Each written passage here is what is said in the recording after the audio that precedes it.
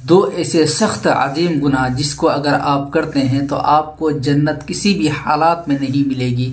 चाहे आप कितनी भी नमाज रोज़ा कर ले, हज कर ले, ज़कात दे दे, लेकिन अगर आप दो ऐसे गुनाह हैं जिसमें अगर मुब्तला रहते हैं, जो गुनाह अगर आपके अंदर पाई जाती है तो उसके वजह से अल्लाह आपको चाह कर भी जन्नत नहीं देगा। एक है शिर्क की गुनाह। शिर्क की गुनाह इतनी बड़ी गुनाह है, अल्लाह ने कुरान में इरशाद फरमाया है कि इन्ना शिर्क ला ज़ुल्मुन अज़ीम, यकीनन शिर्क की गुनाह बहुत ही बड़ा गुनाह है। जो शख्स शिर्क में मुब्तला रहता है, जाने अनजाने में शिर्क की गुनाह कर लेता है, उसको अल्लाह कभी भी माफ़ नहीं करेगा और उसके वजह से उसको जहन्नम जाना पड़ेगा। और दूसरा गुनाह है हुकूकुल इबाद, यानी हुकूकुल्लाह और हुकूकुल इबाद, ये दो हक होते हैं इंसानों के ऊपर। तो अगर अल्लाह चाहे तो अल्लाह अपना हक माफ़ कर सकता है। अगर आप नमाज नहीं पढ़ेंगे, अगर आप रोज़ा नहीं रखेंगे तो हो सके तो अल्लाह आपको माफ़ कर सकता है। लेकिन अगर हुकूकुल इबाद आपके ऊपर है, अगर किसी बंदे का हक आपने छीना है, तो अगर हक छीनने के बाद आपने ज़िंदगी भर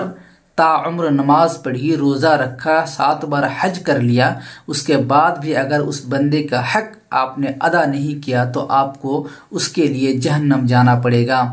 अल्लाह तबारक व ताला जब जन्नत और जहन्नम लोगों को देंगे, जब आपका आमाल नामा आपको दाएं हाथ में मिल चुका होगा और जन्नत आपका इंतज़ार कर रहा होगा, आप जन्नत में जाने के लिए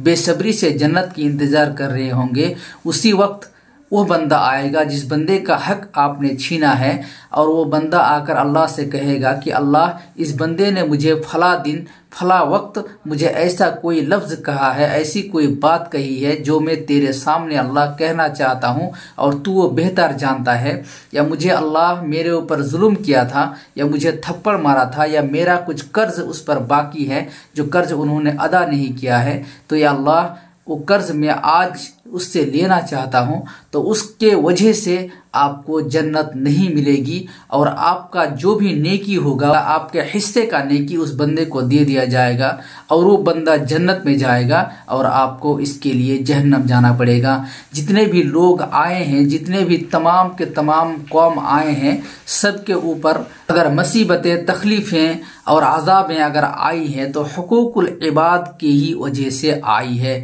जब एक बंदा दूसरे बंदे का हक नहीं देता है, उस वक्त अल्लाह उन लोगों पर अज़ाब भेजकर उन लोगों को निस्त नाबूद बर्बाद कर दिया। बहरहाल आपसे मेरा